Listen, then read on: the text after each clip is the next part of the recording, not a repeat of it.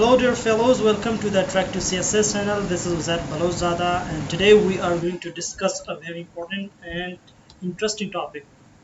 And the topic that we are going to discuss today is why has democracy succeeded India and failed in Pakistan. आज हम democracy पे बात करेंगे कि democracy Pakistan में fail क्यों हुआ है और इंडिया में इस सक्सेसफुल क्यों रहा है। तो आज की इस वीडियो में हम इस कंटेंट को डिस्कस करेंगे। तो चलते हैं वीडियो की तरफ।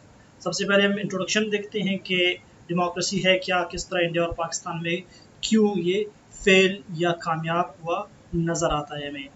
तो सबसे पहले हम इंडियन डेमोक्रेसी की बात करते हैं तो हम देखते हैं कि इंडिया के अंदर डेमोक्रेसी एक बड़ी हद तक हमें सक्सेसफुल होता हुआ नज़र आता है। वहाँ पे हम देखते हैं कि नेहरू के रिजीम में चाइना के साथ जंग होती है और जंग में इंडिया की हार होती है, लेकिन इसके बावजूद भी हम वहाँ पे पॉलिटिकल स्टेबिलिटी देखते हैं। फिर उसके बाद हमें इंदिरा गांधी के टाइम हमें इमरजेंसी वहाँ पे लगती है, लेकिन बहुत से लोग समझते हैं कि वहाँ पे कोई मार्शल लॉ लग जाएगी, लेकिन वहाँ उस टाइम मार्शल लॉ वगैरह भी कोई नहीं लगी।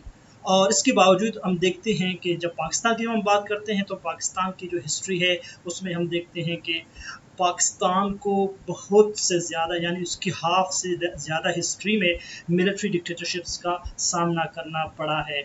और इसी तरह कि पाकिस्तान को हम देखते हैं कि 1971 में पाकिस्तान एक से दो मुल्क बन जाता है, बांग्लादेश पाकिस्तान से अलग हो जाता है। अब हम देखते हैं कि इंडिया और पाकिस्तान की जो रूट्स हैं, जो लेगेसी है, जो कॉमन आइडेंटिटी है वो ये है कि वो ब्रिटिश इंडिया के अंदर यानी ब्रिटिश रूल में दोनों एक ही रूल के अंदर पले बड़े थे।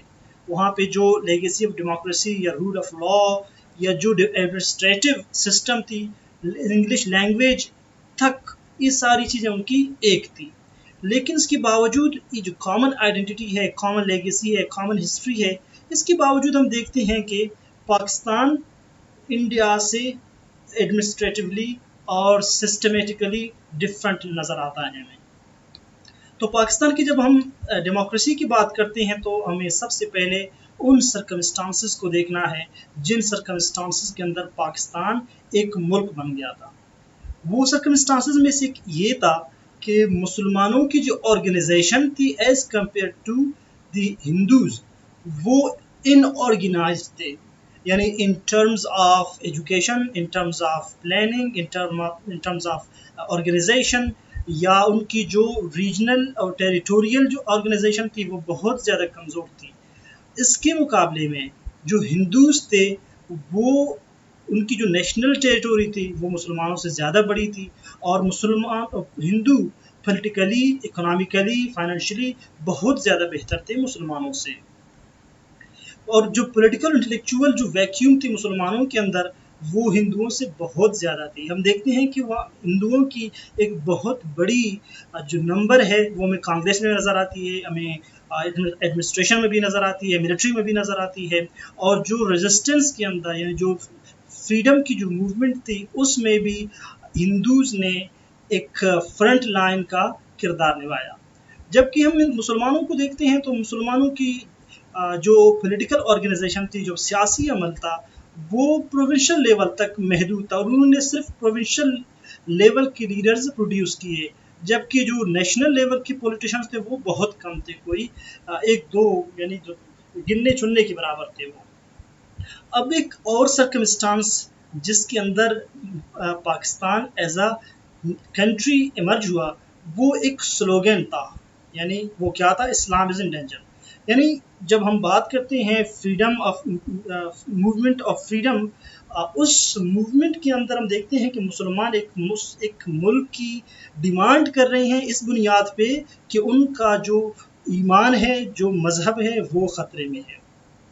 और वो इसी यानी इस्लाम इज़ इन डेंजर, इसी स्लोगन के तहत लोगों को पॉलिटिकली वहाँ पे उनको मोबिलाइज करते हैं, और इसी के तहत जो पॉलिटिकल टर्मोइल, कल्चरल नेशनलिज्म थी वो भी इसी रिलीजियस फंडामेंटलिज्म के अंदर तहरीर होती है। और इसके अलावा जो टेरिटोरियल नेशनलिज्म थी, देखिए सबसे पहले हमने इस बात को समझना है कि 1930 से पहले किसी ने पाकिस्तान का आइडिया पेश नहीं किया, 1930 میں علامہ اقبال نے پہلی بار آل انڈیا مسلم لیگ کونسل کے اندر مسلمانوں کے لیے ایک الگ اسٹیٹ کا آئیڈیا پیش کیا.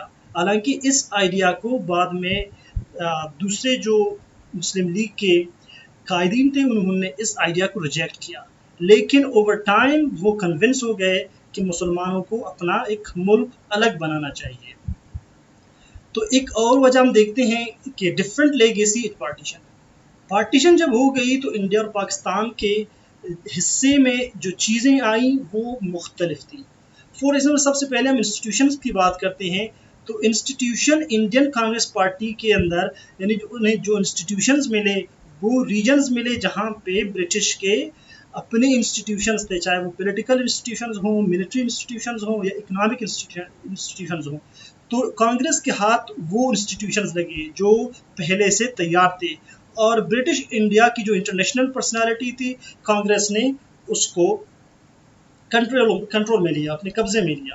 تو اسی طرح یعنی جو برٹش اسٹرکچر تھی ایڈمنسٹریشن ایجوکیشن کی وہ انڈین سائڈ میں رہ گئے، اور اسی طرح جو بنگال، مدراس اور بمبئی پریزیڈنسیز تھے وہ سب کے سب ایڈمنسٹریٹولی بہت ہی امپورٹنٹ علاقے اور ریجنز تھے. جبکہ اس کے مقابلے میں دیکھتے ہیں کہ پاکستان کے حصے میں جو ریجنز آتے ہیں وہ ویلیٹائل ریجنز ہوتے ہیں. فار ایگزامپل جو KPK کے ریجنز ہیں اور ٹرائبل ایریاز ہیں، اور اس کے علاوہ جو بنگال تھا وہ 1000 کلومیٹرز پاکستان سے جدا تھا. تو ایسی ریجنز کو کنٹرول کرنا، ایسی ریجنز کو ایڈمنسٹریٹولی رول کرنا بہت زیادہ مشکل تھی، کیونکہ ان کے اندر پہلے سے اسٹیبلش انسٹیٹیوشنز نہیں تھے، تو ان کے لیے نئے سرے سے انسٹیٹیوشنز بنانا ایک بہت بڑا چیلنج تھا. اسی طرح اکنامک امبیلنس کی ہم بات کرتے ہیں تو جتنی بھی فرٹائل لینڈ تھی یعنی جس پہ کھیتی باڑی وغیرہ ایگریکلچر لینڈ تھی وہ سب کے سب اکثر بلکہ انڈیا کے حصے میں آیا. اور اس کے مقابلے میں جب ایگریکلچر کی لینڈ کی ہم بات کرتے ہیں تو جو لینڈ پاکستان کو ملا وہ ماؤنٹینیس لینڈ تھا. اور اسی طرح انڈسٹریز کی ہم بات کرتے ہیں تو بہت سے انڈسٹریز جو برٹش نے اس ٹائم اسٹیبلش کیے وہ ان کی اکثریت انڈین سائڈ میں رہ گئے، جن کو انڈیا نے پھر اپنے لیے چلایا اور انڈیا کی اکانومی کو اسٹرینتھن کیا. اور اسٹریٹجک لیگیسی کی ہم بات کرتے ہیں تو اسٹریٹجک لیگیسی اسپیکٹ میں ہم دیکھتے ہیں کہ پاکستان کے حصے میں فرنٹیئرز یعنی جو فرنٹیئرز تھے KPK کے ریجن وزیرستان وغیرہ جو آج کل ہیں، یہ ریجن آیا جو کہ اس سے پہلے بھی برٹش دور میں بھی یہ ایک زون تھا، ایک ملٹری زون تھا اگینسٹ یعنی رشنز، یعنی افغانستان اور اس کے برٹش کے درمیان جو جنگی ہوئی یا جو روس کی طرف سے جو انویژن یا اٹیک کا جو خطرہ تھا ان ریجنز کی طرف زیادہ تھا، تو اسی لیے انہیں ملٹریلی رول کیا جاتا تھا. اور اس کے علاوہ جو اسٹریٹجک لیگیسی میں کشمیر ایشو بھی پاکستان کے حصے میں آیا. ان دو چیزوں کی وجہ سے پاکستان کے اندر جو ملٹری انٹرونشن تھی یا ملٹری کی جو اسٹیکس تھی وہ ڈیپن ہو گئے، یعنی سیاست کے اندر اب ملٹری کی بھی کچھ اسٹیکس آ گئے. اس کے علاوہ ایک اور فیکٹر جو ہے وہ مینیجنگ ڈائیورسٹی ہے. یعنی جب ہم انڈیا اور پاکستان کی بات کرتے ہیں تو دونوں ملکوں کے اندر بہت سے زیادہ کلاسز اور جو کاسٹس ہیں وہ دونوں میں موجود ہیں، جبکہ پاکستان کے مقابلے میں انڈیا میں بہت زیادہ ہے جو کاسٹ سسٹم ہے، جو کلاس سسٹم ہے وہ بہت زیادہ اسٹرانگ تھا.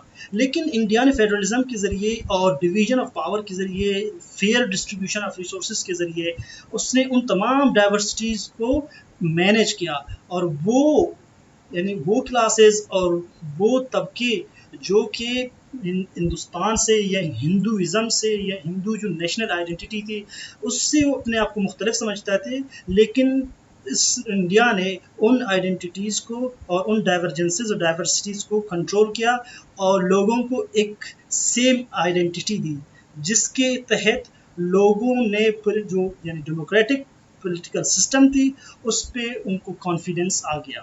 تو اسی لیے جو ڈیموکریسی تھی وہ اسٹرینتھن ہو گئی.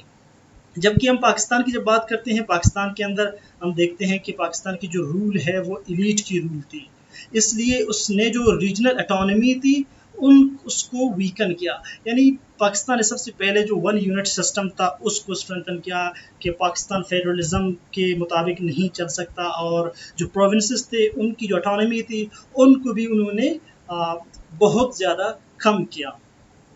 جس طرح کی عائشہ جلال کہتی ہے کہ پاکستان کی جو اتھارٹیرین اور ڈیموکریسی کی جب وہ بات کرتی ہے، جو بک ہے اس کی، تو اس میں وہ لکھتی ہے کہ پاکستان کی جو فیڈرل یعنی frame work, constitutional frame work ہے، وہ فیڈرل انفارم ہے. یعنی جو کانسٹیٹیوشن اگر آپ پڑھتے ہیں تو اس میں دیکھتے ہیں کہ فیڈرلزم یعنی پیٹرن کی کانسٹیٹیوشن ہے، لیکن جو ریالٹی میں یعنی آن گراؤنڈ جو پولیٹیکل سسٹم ہے وہ یونٹری ہے. یعنی وہاں پہ جتنے بھی پاورز ہیں وہ سب کے سب فیڈرل کے پاس ہیں، اور باقی صوبوں کے پاس اور جو نیچے چھوٹے چھوٹے علاقے ہیں ان کے پاس جو لیجسلیٹو، ایڈمنسٹریٹو اور فائنینشیل کی ایسی خاص کوئی اٹانومی نہیں ہے، لیکن جو چھوٹے چھوٹے ان کی اٹانومیز تھے ان کو وہ دیے گئے. تو ایسٹ پاکستان کی جب ہم بات کرتے ہیں تو ایسٹ پاکستان یعنی جو فائنینشیل امبیلنس کی ہم بات کرتے ہیں، تو ایسٹ پاکستان آج کا بنگلہ دیش وہ پاکستان کی جو لائن شیئر ہے، جو سب سے بڑی جو اکانومی کے اندر جو شیئر ہوتی ہے وہ ایسٹ پاکستان کی تھی. ٹھیک ہے، وہ جو ایکسپورٹ تھی پاکستان کی وہ ایسٹ پاکستان ایکسپورٹ کرتا تھا. لیکن اس کے باوجود جو پاکستان کے اندر جو پولیٹیکل اور ملٹری لیڈرشپ تھی وہ ویسٹ پاکستان سے آتی تھی. اسی طرح ہم دیکھتے ہیں کہ جب نیشنل الیکشنز ہوتے ہیں 1970 میں، تو 1970 میں عوامی لیگ جیت جاتی ہے، یعنی مجیب الرحمان کو لینڈ سلائڈنگ وکٹری مل جاتی ہے 1970 کے الیکشنز میں. لیکن اس کے باوجود اسے پاور ہینڈ اوور نہیں کیا جاتا، بلکہ پاور کو جو بھٹو تھا اور جو یحییٰ خان تھا انہوں نے پاور کو ہینڈ اوور نہیں کیا، جس کی وجہ سے پاکستان کے دو ٹکڑے ہو گئے اور ایک اور ملک ایز اے بنگلہ دیش ایمرج ہوا.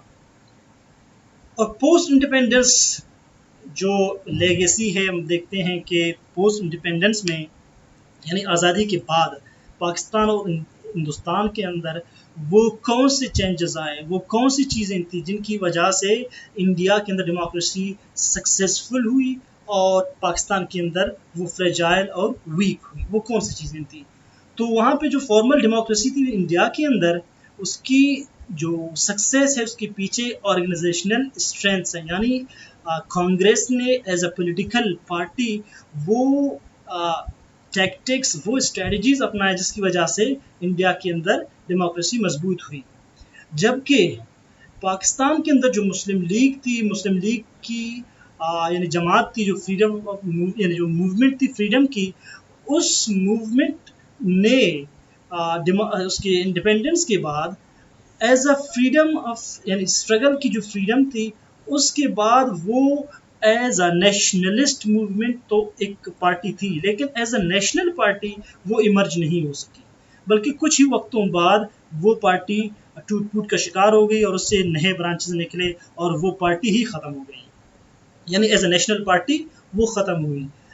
لیکن اب دیکھیں نا، جو یہاں پہ ہمیں کنٹرڈکشن نظر آتی ہے وہ یہ ہے کہ جناح کی ڈیتھ کے بعد، یعنی قائد اعظم کی ڈیتھ کے بعد جو لیڈرشپ مسلم لیگ کے اندر انہوں نے اسیوم کی وہ لینڈ لارڈز یا فیوڈل ٹرائبل لیڈرز تھے.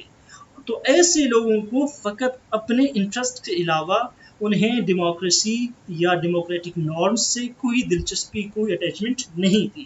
اسی لیے وہاں پہ جو کانگریس پارٹی تھی اس نے آرگنائزیشنل اسٹرینتھس اور جو پولیٹیکل اسکلز تھے ان کو انہوں نے اڈاپٹ کیا اور ڈیموکریسی کو وہاں پہ اسٹرانگ کیا. جبکہ پاکستان کے اندر مسلم لیگ جو فیوڈرل اور ایک لینڈ لارڈس کی ایک پارٹی بن گئی، وہ ایک نیشنل آئیڈینٹی، ایک نیشنل پارٹی بننے میں ناکام ہوئی، جو کہ جو فیوچر کے لیڈرز تھے ان کو وہ پروڈیوس کر سکتی.